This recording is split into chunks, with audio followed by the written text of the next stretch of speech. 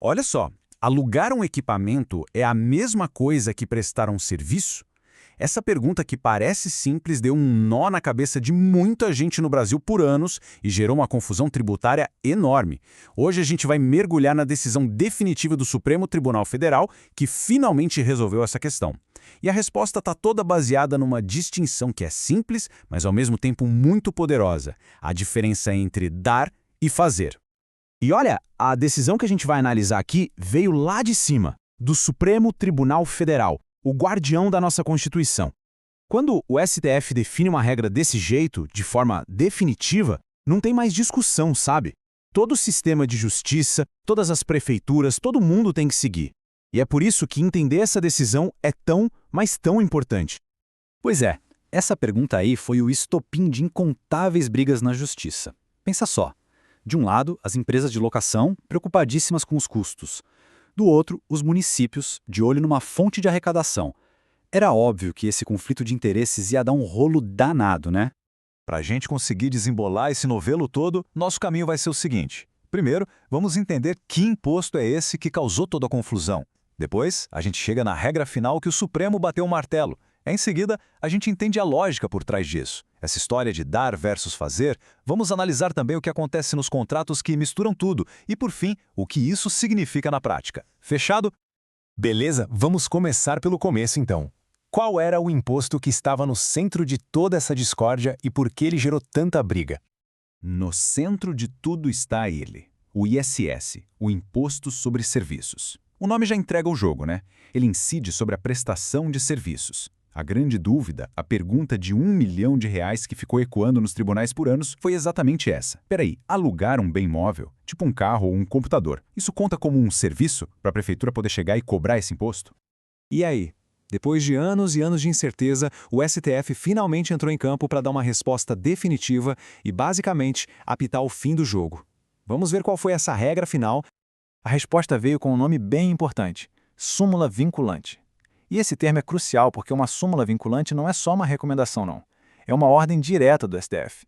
Ela obriga todos os juízes, todos os órgãos públicos do país a seguirem o mesmo entendimento. Ou seja, ela bota uma pá de cal na discussão. E aqui está ela, a súmula vinculante 31. Esse texto aí é a decisão exata que encerrou o debate. E olha só a palavra-chave: inconstitucional. Essa é a declaração mais forte que o Supremo pode fazer. Ela invalida qualquer lei ou cobrança que diga o contrário. É o checkmate. Traduzindo para o bom e velho português, o ponto crucial é este: o aluguel de bens móveis, por si só, não pode ser tributado pelo ISS. Simples assim. Se uma empresa simplesmente aluga um carro, um computador ou um equipamento qualquer, o município não pode chegar e cobrar o imposto sobre serviços em cima dessa operação. Certo, então a gente já sabe o que o tribunal decidiu. Agora, vamos para a parte mais legal, que é entender o porquê. A lógica por trás da decisão é surpreendentemente simples e se baseia num conceito fundamental do direito. O que o tribunal fez foi recorrer a um princípio básico do direito civil, e esse princípio diz basicamente que a lei de impostos não tem o poder de mudar a natureza das coisas. Em outras palavras, o município não pode simplesmente redefinir o que é um serviço só para poder cobrar mais imposto. A essência do contrato tem que ser respeitada. E essa essência toda se resume a essa comparação aqui. A locação é uma obrigação de dar. O foco do contrato é entregar um bem para alguém usar. Já a prestação de serviços é uma obrigação de fazer. Nesse caso, o foco é o esforço humano, é a execução de uma tarefa. Dar versus fazer. Essa distinção é a chave de tudo. Vamos pensar num exemplo bem prático. Alugar um projetor. Isso é uma obrigação de dar. A empresa apenas entrega o equipamento. Sobre essa parte, não incide a SS. Agora, se for contratado também um técnico para instalar e operar esse projetor, aí a história muda. Isso é uma obrigação de fazer. E sobre o valor deste serviço do trabalho do técnico, aí sim o ISS pode ser cobrado. Mas claro, a gente sabe que no mundo real as coisas raramente são tão separadinhas, né?